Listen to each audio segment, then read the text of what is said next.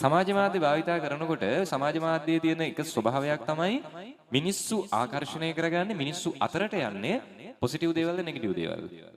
Negative දේවල් නේ. ඒ කියන්නේ වැදගත් දේට වඩා වැදගත් නැති දේ. සතුටු හිතෙන දේට වැඩිය දුක හිතෙන දේ. කෙනෙක්ගේ දියුණුවට වැඩිය කෙනෙක්ගේ වේදනාව. මිනිස්සු බලන්න කැමතිද නැද්ද? මිනිස්සු කැමතියි.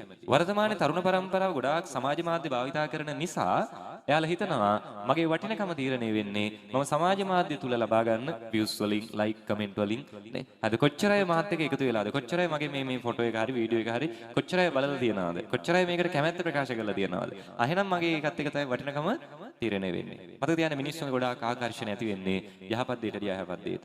වැදගත් දෙයට වඩා වැදගත් නැති දෙයට. ඉස්සර නම් අපේ අම්මලා තාත්තලා උණක් එම්බිරිස්සාවක් හැදීගෙන එනකොට ඒකට බෙහෙත් ටිකක් බිව්වද නැද්ද? බෙහෙත් ටිකක් බීලා ඉක්මනට හොඳ කරගත්තා. අද પરම්පරාව කොහොමද? උණ හැදෙනකම් බලාගෙන ඉන්නවා නේ. හැදීගෙන ඉද්දි කවදාවත් බෙහෙත් බොන්නේ නැහැ. ඉස්පිරිතාලේ ගේම නවතින හරි කැමතිද නැද්ද? ඉස්සර අපේ අම්මලා තාත්තලා එහෙම කැමති නැන්නේ. තේරෙන්නේ නැද්ද මේක? අද වර්තමානයේ මේ තරුණ තරුණියෝ ටිකක් ඉස්පිරිතාලයක නවතින්න, ලෙඩක් එහෙම ටිකක් වැඩි වෙලා එක තැනකට වෙලා ඉන්න. එහෙම කැමතිද නැද්ද? හරි කැමතියි. හරිද?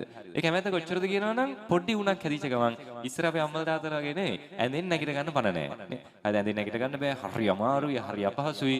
හැබැයි යුතුයකමක් විදිහට නොවරදවාම පේන විදිහට නම් හුස්ම ගන්න පණ නැහැ, කා ගන්න පණ නැහැ, වතුර එකක් බී ගන්න පණ නැහැ, ඇඳෙන් නැගිට ගන්න පණ නැහැ, මුකුත් කරන්න පණ නැහැ. හැබැයි ලෙඩ වෙලා දැඩි සත්කාරයකකට දැම්මත් WhatsApp එකේ ස්ටේටස් එක වරදින්නේ නෑ. තියෙනවද නැද්ද මේක? මේ WhatsApp එකේ දාන ඒ ස්ටේටස් එකෙන් Facebook එකට දාන එකෙන් TikTok එකට දාන එකෙන් ඒකෙන් පේන විදිහට නම් ඇඳෙන් නැගිට ගන්න පණ නැහැ. හුස්ම ගන්නවත් පණක් නැහැ. හැබැයි යුතුයකමක් විදිහට සමාජ මාධ්‍ය තමන්ගේ දුක අනිවාර්යෙන් පෙන්වනවද නැද්ද? ඉන්නවද ලෙඩලා ස්පිරිතාලයක නැවැත්තුවොත් ඒක සමාජ මාධ්‍යයේ දාන්නේ නැති තරුණ තරුණියෝ ඉන්නවද? එහෙම හරි අඩුයි. තේරෙනවද කියන එක? ඒතර දුකෙන් ඉන්න කැමති පිරිසක් අද වර්තමානයේ ඉන්නේ.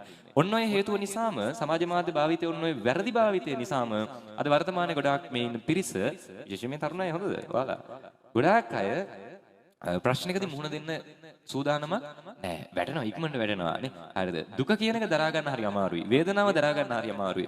ඕන දෙයක් ඕනවට වඩා ඇඟට අරගෙන ඒ දුක වේදනාව කියන එක ඕනවට වඩා විඳවනවද නැද්ද? ඕනවට වඩා විඳවනවා. මොකද අර දෙයත් එක්ක හුරු වෙලා තියෙන නිසා.